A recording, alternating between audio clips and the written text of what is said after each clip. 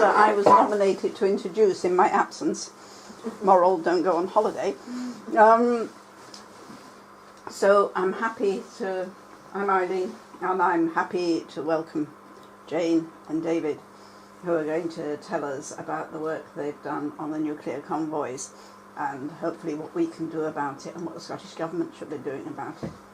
Certainly I've heard them speak once and read the document, and I was already very unhappy about nuclear convoys, and have been, I do a bit of Newt Watch work, but they really convinced me that this is actually a really, central issue to the fight against nuclear weapons, and so I will hand you over to them to convince us. And they're both here with bad colds, I gather, so please be patient. Mine's better.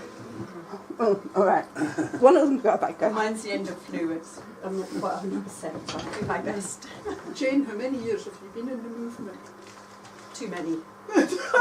I'm thinking of way back and going, how long Too is many. that now? And Actually, Too many in that it's still... I was just thinking, as we are so small, should we perhaps introduce ourselves as well? yeah, that would be nice.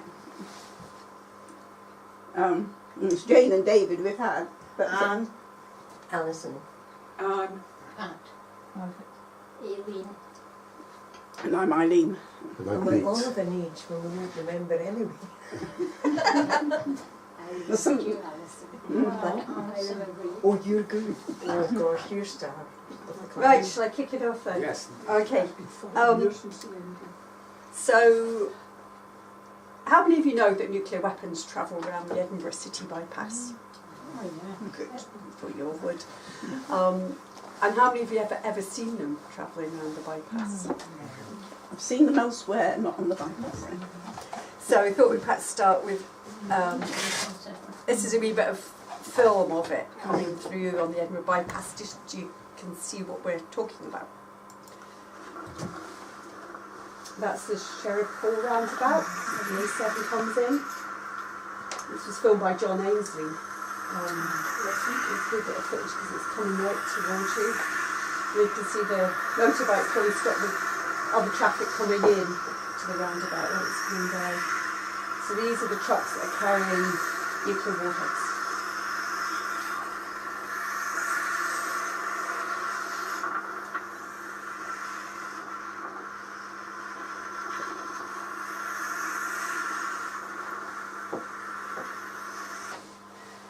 Okay, so as you can see, it's pretty specific vehicles that are like no other military convoy that's out there on the roads.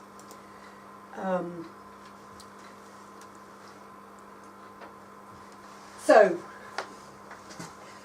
basically, if we take it from the top, I might be teaching my granny to suck eggs here, but often with the convoys, people are a bit confused about what it is and why it is and what's in it, so it's always good to start with the basics so that we're all on the same page about that. So, a Trident submarine has missiles on it. The missiles sit vertically in the submarine, they're sort of as tall as the submarine is, if you like. And then on the top of each missile, that's where the warheads are. And so a warhead, which is the bit that goes bang, is basically like a very large traffic cone. It's about that height, and it's the shape of a traffic cone. So although the Trident system, these huge bases, all this stuff is pretty enormous, expensive, and all the rest of it, the bit that is so devastating is actually ridiculously small. But that's what has to be transported up and down the country. So why does it get transported up and down the country?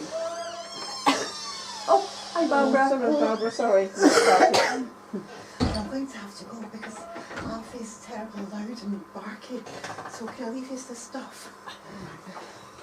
You're going to stop recording, I think.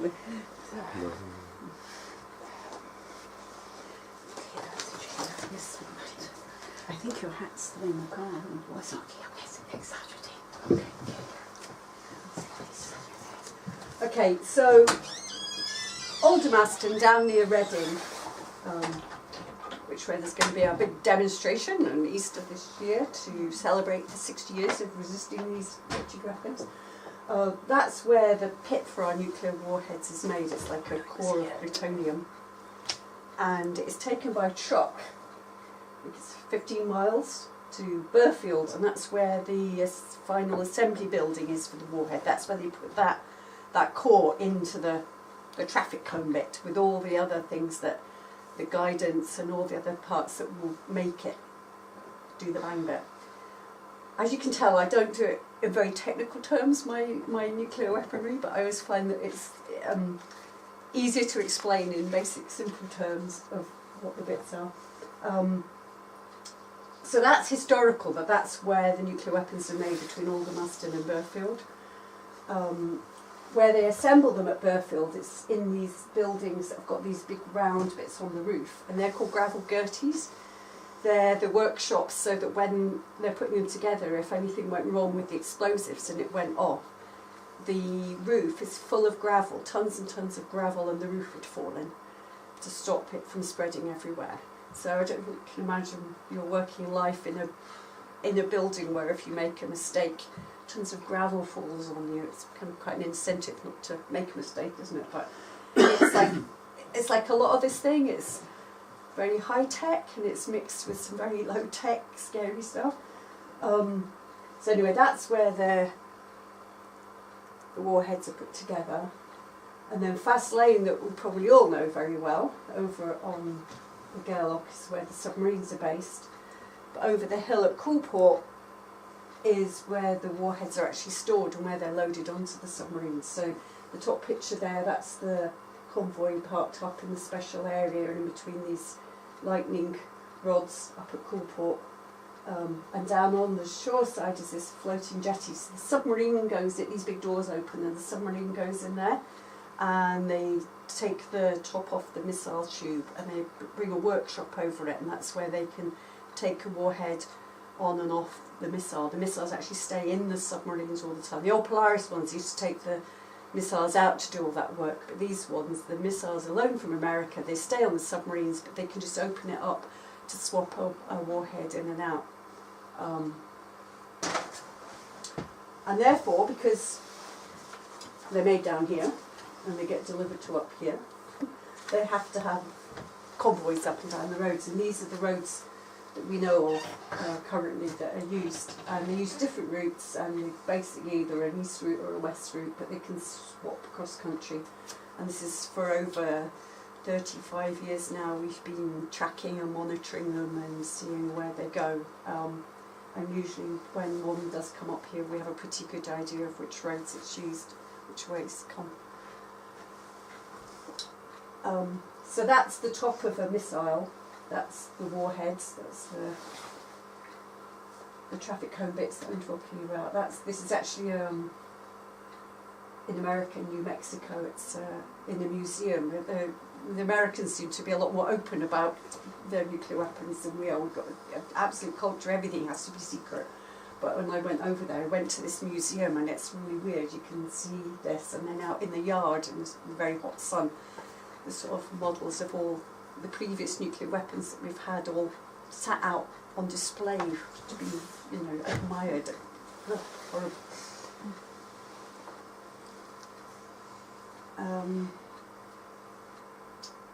So the convoys, the warheads need refurbishment from time to time because of the radiation in them. It affects the guidance system, all the other bits in it, and every now and then they have to take a few of them back down to Burfield, take them to bits, replace certain bits. It's kind of like recycling at its worst, really, refurbishment, and then they bring them back up again. So this is constant, every few months, a convoy just bringing a few more back up to the store at Coolport and ready to go out on the submarines. So when they actually travel, it's not like a nuclear bomb that could go off. It's more that it's what that warhead is and what could happen with an accident is what concerns us. And all this information that we've got about them, as well as following them around for many years, most of it comes from sources of the MOD's own, because they do have to publish some information. So there's this document, which is the Local Authority Emergency Services information.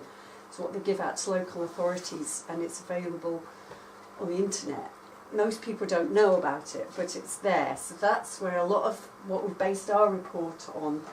And although we think things could be a lot worse, at least you know, they can't say we're scaremongering because it's actually information that they have given out. So,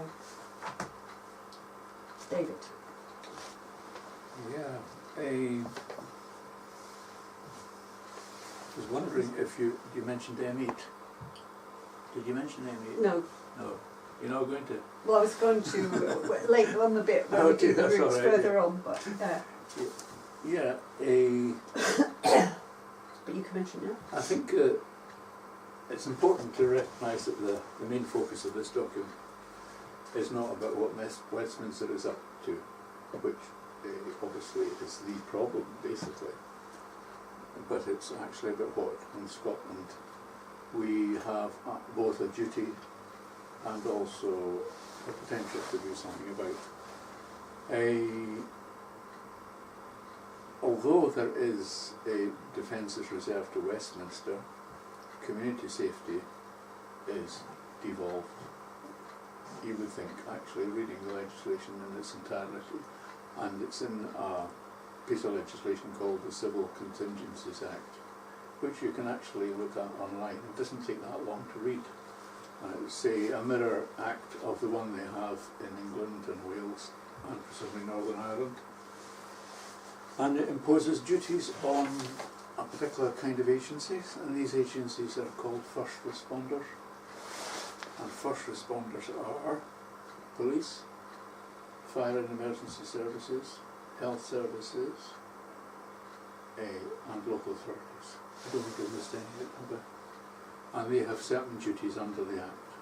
And the two duties that actually stand out are the duty to conduct risk assessment of any threat to public safety, and also the duty to inform their public about any threat to public safety. So if you keep these 2 points in mind, risk assessment, public information,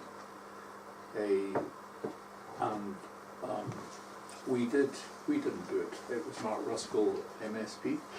His office conducted a survey way back in autumn 2016, and they chose one particular first responder, which is local authorities. The reason we chose them was they're the obvious one because they have an obvious sense of duty to keep the public informed. They have a very identifiable public residence.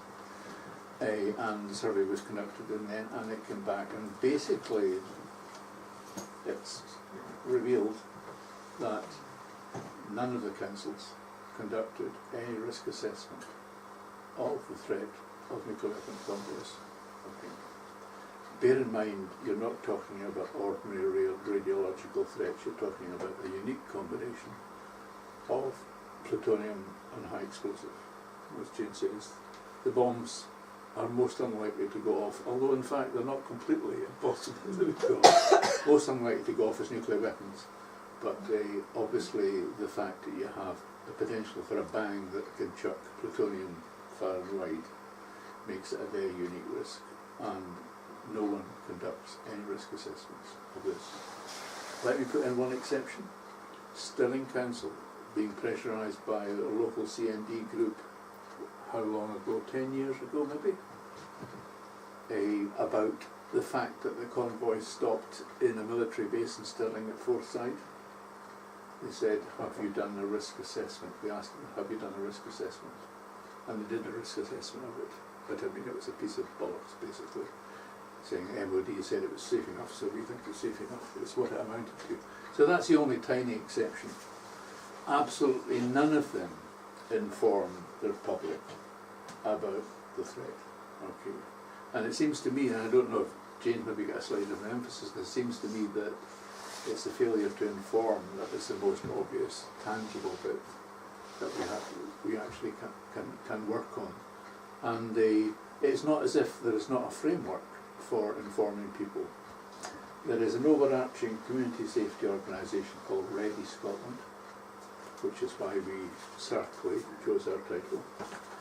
And they produce websites, both at regional and national level, that indicate various threats that might happen, including at national level terrorism, radiological threats, epidemics, floods, that sort of thing.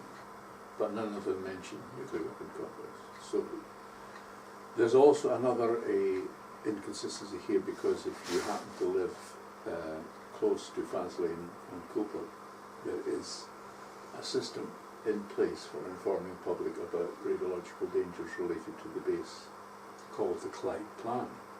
And every 3 years there is a proactive leafleting, I think it's done with all the residents, saying what to do if you indicate there is a problem with presumably the submarine reactors they're thinking of most of the time, isn't it? Mm-hmm. Yeah. So that, but although that exists, and it exists for Devonport also in England, it doesn't exist for convoys on the route through Scotland. Is that right? Yeah. I'm just thinking, was the next slide there? Have I run on too fast? Well, no, I'm just. It's a while since we've done this. Yeah, did you want the one with the. That's the councils. You were talking about the councils. Oh yeah, sure, yeah. I think that speaks for itself.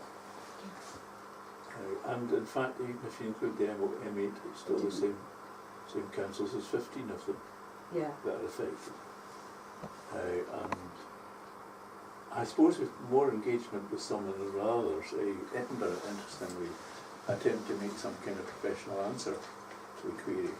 It was worth reading Edinburgh's one in this. Whereas West Lothian thought, convoys, what are they?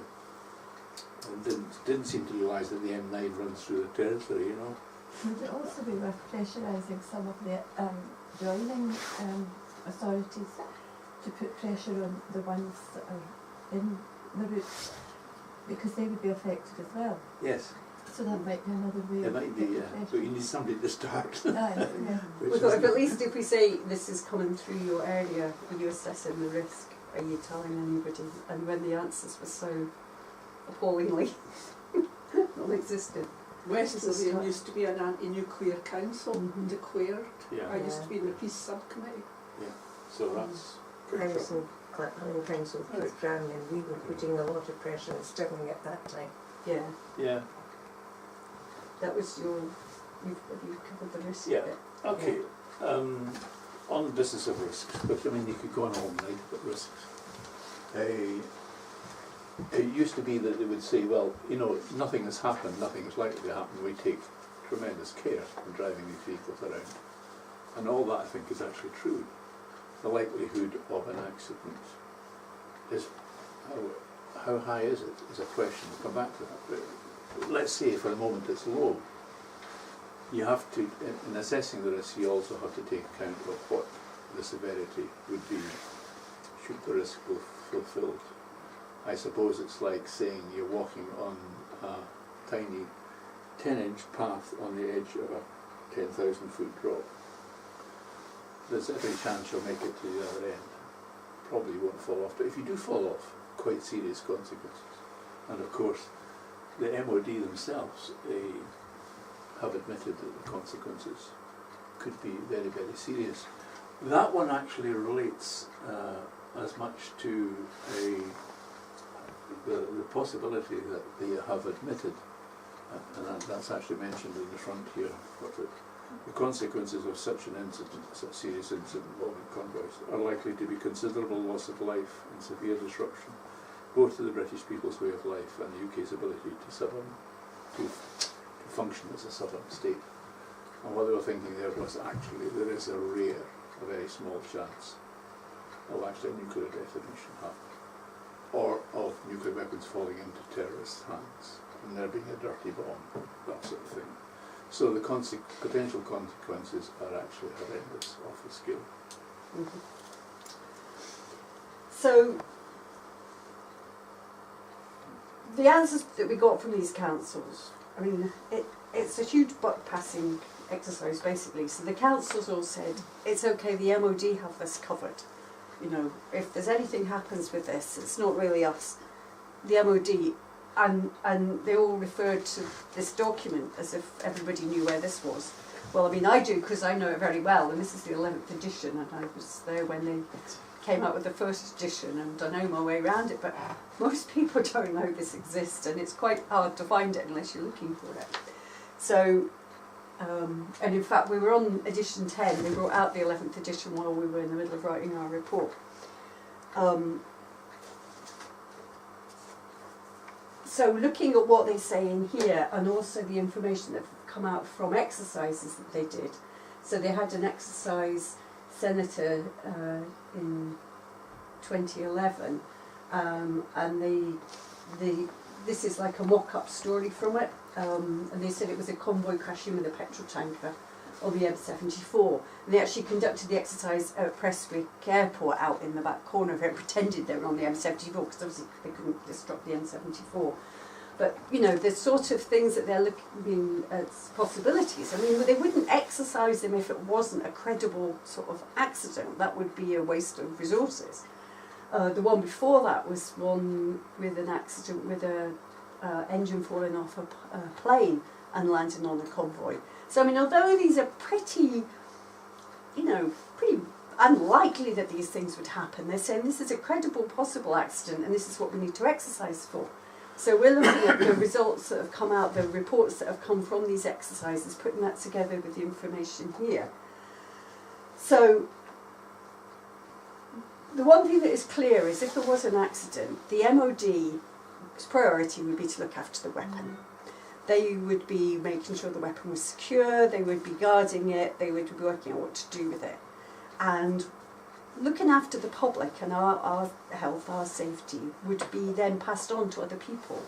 In the document, it basically says the police would be responsible for a lot of the emergency measures that would then have to be taken.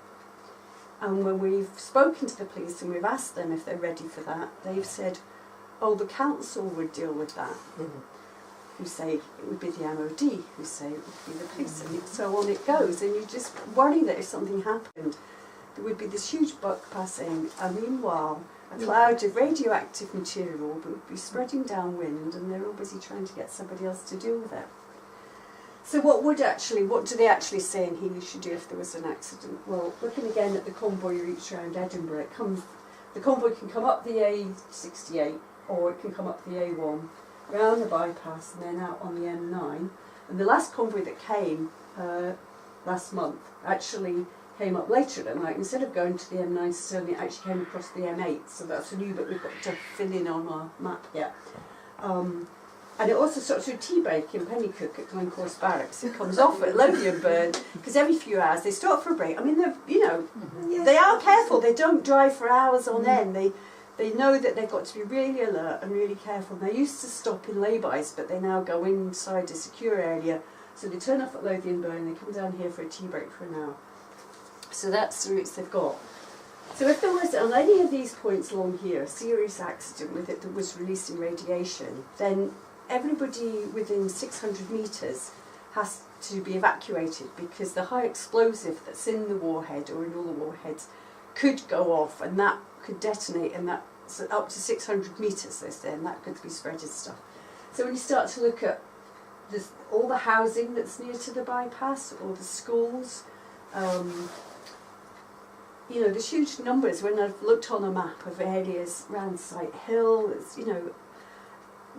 who has the map? Who knows how you're going to go and evacuate these people? Where to? How are you going to do it? How are you going to get all the kids from Bunally Primary School? Where are you going to take them in a hurry while you're busy passing the buck?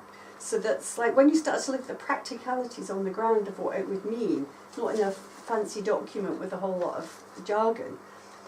And then the next thing is you would actually ask everybody up to 5 kilometres downwind of the accident to take shelter, to go inside, to close their doors and windows, to turn off any ventilation systems, don't breathe in basically, and wait for further news. So when you start to look at a rough map of this, I'm no great graphic artist, you can tell, but if you look at 5 kilometres from any of these convoy routes, you're talking about actually into Morningside. You're talking about Murrayfield potentially.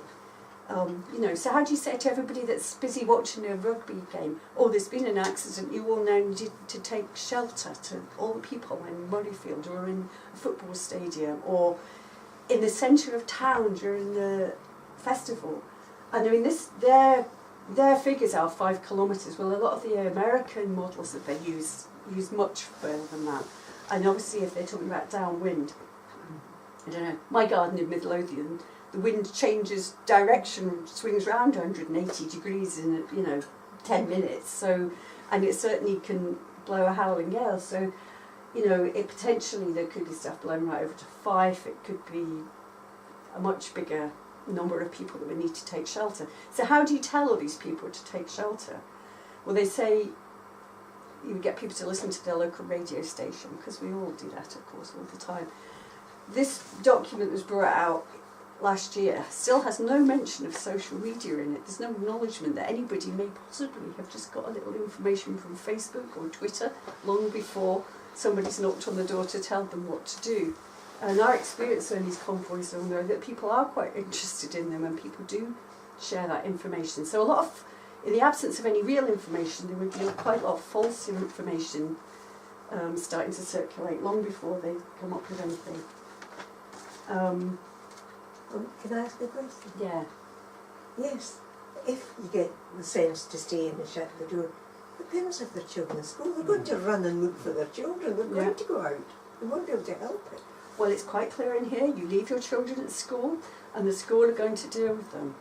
And you wonder how many schools know that that's what they're supposed to do. See, down in Plymouth, which is where they do the refits of the submarines, and a lot of the housing and the town is really up against the dockyard wall, the schools there have nuclear drill. So they have fire drill where you all evacuate the building and get out, and they have nuclear drill when you all go in and shut the doors and windows. And they kind of know that at least they practice that, the teachers know what they're doing, and there's some sort of a plan there. Whereas if here there was an accident, whether any school would know what to do, whether they'd have any provision. Absolutely. And as you say, most parents in that panic situation would want to go and get your kids to use it, and then take them out into the worst of the situation. So it's like, what we were saying is that if you put the information out there in advance, right, it might frighten people, but at least they would have something to go on. Now, we're not in the business actually of campaigning for safe nuclear weapons convoys, because we don't think that's possible. Mm-hmm. I'd like to think that while they're still continuing with this madness, at least there was some provision of what to do if there was an accident tomorrow. But part of our rationale is that actually, if you start to tell people about the dangers and the risks, maybe some of them haven't thought nuclear weapons are particularly an issue for them, it might raise it a bit higher profile in their minds that it's actually something that could affect them. And even if they want them, they might... We were never told any of this as a teacher. No. Never, ever. So as a teacher, I wouldn't be looking after my class, I'd be running to get my own children. Yeah, exactly. So in a way to get the councils to put this information out, to assess the risks and to alert people to it, both might make a slightly better situation if something happened, but it also would maybe give people the opportunity to decide, is this a risk they want to take? Because that's the other part of taking a risk, is knowing, well, what are the benefits, what's worth it? So anyway, that's just trying to look at some of the basic things, but there's an awful lot more when you start to think further down the line, that when you've got all these people to take shelter, you've got these cordons set up, what happens to all the people that need carers to come in? There's just huge questions about the practicalities of all of this and about the information and what would happen next. And we've started to try and investigate a bit about, there's been a few things recently where there's been alerts sent out. There was a wolf escaped from a zoo near Reading, and they sent text alerts out to everybody. But that was quite straightforward, because they could send it, and they can get the phone companies to send it to all the mobile phones in a certain area. But if you all get a message that said a wolf has escaped from the zoo, perhaps better take your kids in from the garden just now. It's like you can imagine what a wolf is and what it might do and what you should do about it. But if you start sending text alerts out to people saying there's a nuclear weapons convoy blown up here, and people haven't got any advance information about that, the sort of panic that you instill is just mind-boggling. That's why I said the thing about a teacher feels her duty to her classroom implicitly, that she's going to give that up for her own children. Yeah. Anyway, on to the Scottish Government a bit. Scottish Government. Okay, there should be a slide. Oh, yeah. No, yes, I think we were just doing that one while you were doing that. Okay. Yeah. Early on in the process, before we did the survey, in fact, I checked with the Scottish Government which agency is responsible for insurance compliance with the Civil Contingencies Act, and the answer is the Scottish Government is. Okay. So what we did when we had a draft report ready last year, we gave it in the draft form to Scott Gov Minister, who is Paul Wheelhouse, with the help of Bill Kidd, MSP. And we had a meeting with the said Paul Wheelhouse, in which he showed a lot of interest in the report and said it demanded a serious answer. And then ages went by, we gave them 6 weeks to respond, and eventually, after further prompting, we got a reply. Now, if you want to read the detail of it, it's all in this slide sheet paper, which is an update from the report. But basically, Paul Wheelhouse saying everything's fine, actually. Basically. What is fine? Yeah. Everybody knows what they're doing and they'll cope fine. That's basically what it was. And also, there was either a deliberate or a genuine failure to actually understand what we were asking for. He seemed to be thinking that we were asking for the Scottish Government to investigate the behaviour of the Ministry of Defence, which brings you up immediately against reserve issues. So we wrote to them again and said, you've misunderstood what we're asking for. We're asking for the Scottish Government, in the light of this alarming survey, to review the readiness of the public authorities in Scotland to respond. And that letter was sent, it's got a date on it, 23rd of August last year. And we've had about 4 or 5 reminders. Most recently, Jane, you can tell us. Yes, well, after the various alerts, which one was it? I'm trying to think, what was the alert that I was writing to them about? I've forgotten now. Yeah, I've forgotten as well. It wasn't the wolf one. No, it was It was the Hawaiian one. That's right. Yeah. Where in Hawaii they accidentally had sent out an alert saying that there was about to be a ballistic missile attack, and people were doing things like putting their kids down the sewers. They thought that would be safe for them, and it's a really dangerous thing to do, obviously. So we kind of said, look, further to our report, we've seen that people are doing this, and we're wondering, do you have any system for alerting people? It's just like another excuse to. And by the way, we're still waiting for an answer about whether you're going to do a review about this safety, because the Scottish Government is always very clear that they're opposed to nuclear weapons. So we can't understand why you wouldn't want to have a public review of the fact that no one seems to have a real plan here. And we got a reply that said, it's with the Minister and you'll get a reply within 20 working days. Do you think that's That was up today. We have had no reply yet. So. Do you think that's because it's impossible to have a plan that would work? Well, that is, I guess, what we were hoping they would discover when they had a review. But we can't understand why the Scottish Government, as opposed to nuclear weapons, would not want to have that conclusion if that's what it came to. I mean, I could understand why the UK government wouldn't want to have a review that said we couldn't cope with an accident, because they're all, keen to keep those nuclear weapons. But I can't understand why the Scottish government would want to back up that. They're surely not in the business of defending and supporting the nuclear weapons. I'm absolutely agag at everything you're saying, because I've been a long-term member of the SNP. I'm in the same way as you are. It's not with your experience that you're doing this. So this is just opening my mouth. But when I was in council with Keith Brown a long time ago, he was very, very keen to work with Stirling, and we went on the route. But Keith is so passionately anti-nuclear, as everybody I can assure you is in the SNP. All you're telling me is that they just don't know what to do. Who doesn't? The government, because what can you do?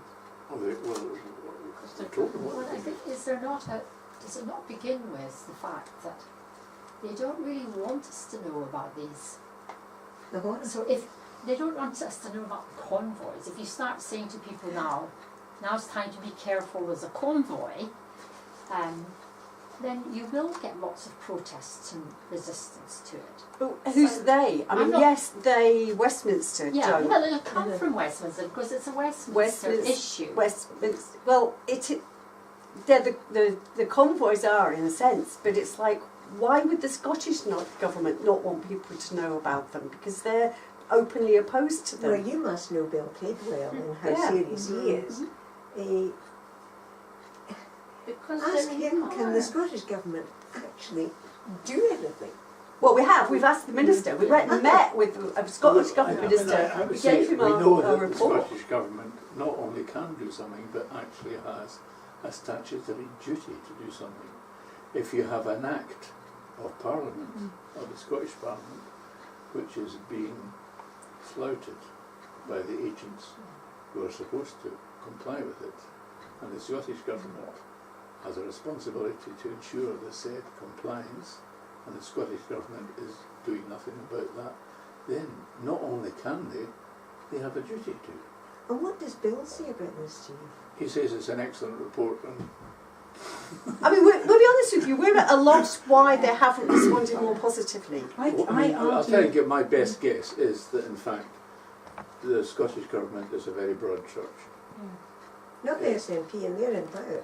Yeah, yeah. I It's mean, a broad they are, church but- in the sense that the government itself contains quite a range of views on this thing, and there are ministers whose view is, I'm pretty sure, if we are going for an independent Scotland, let's not touch with a barge pole anything that looks like a reserve, because in fact it's going to reduce our credibility as a government. Exactly. And also, second point, there are civil servants.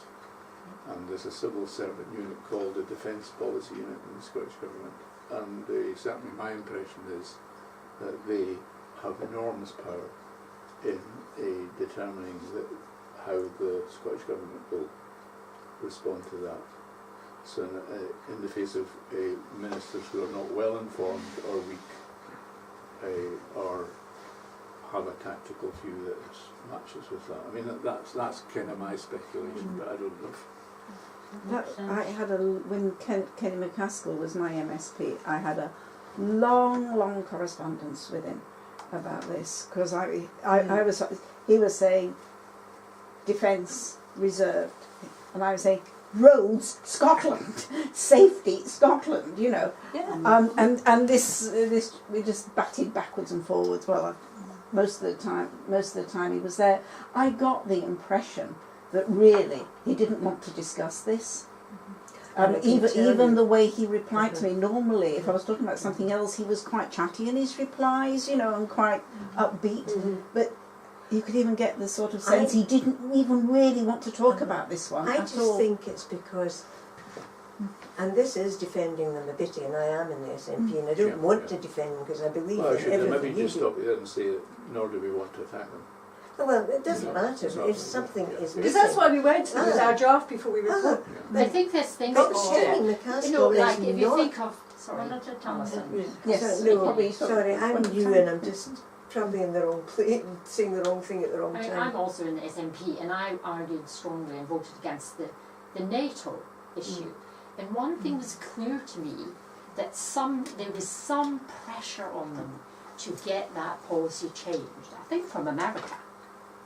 So there's things that they're pressured about that I tell you I don't understand it, because mostly they are totally against Absolutely. nuclear weapons, Absolutely. genuinely against nuclear weapons, but there is something else It's goes just on that I certainly can't, and you see, and I tend to think of it, well, if you start teaching, you know, I can remember having civil defence stuff when I was a younger woman. There was an awareness about, you needed to know about what happened if there was a nuclear, and it's just sort of gone totally quiet on it.